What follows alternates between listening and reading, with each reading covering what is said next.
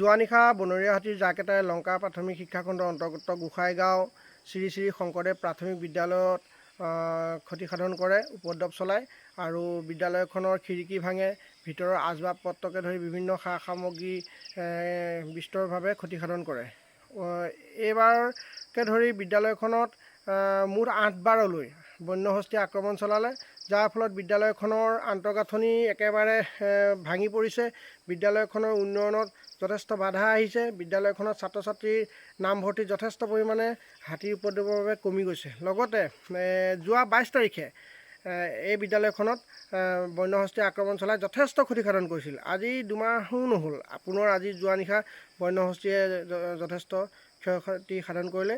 এতিয়ালৈকে বন বিভাগৰ লোক অহা নাই আৰু বন বিভাগক এই বিষয়ে সময়ে সময়ে আমি অৱগত কৰিছোঁ লিখিতভাৱে, কিন্তু কোনো ধৰণৰ কাৰ্যব্যৱস্থা গ্ৰহণ কৰা নাই, যাৰ ফলত বিদ্যালয়খনৰ সুৰক্ষাৰ প্ৰতি যথেষ্ট ভাবুকি আহিছে আৰু বিদ্যালয়খনৰ অস্তিত্বই হয়তো 2 বছৰ 4 বছৰ পিছত হয়তো ইয়াত নাথাকিবগৈ, যদি এনেধৰণে বছৰি 2-3 বাৰকৈ বন্যহস্তীয়ে আক্ৰমণ চলাই থাকে।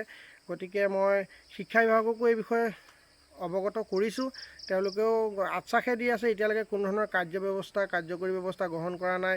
2টা বিল্ডিং মোৰ যথেষ্ট ক্ষতিসাধন হ'ল, ভাঙি পেলালে। এতিয়া ল'ৰা ছোৱালী পঢ়িবলৈকে এতিয়া বিদ্যালয়খনত অসুবিধা হৈছে।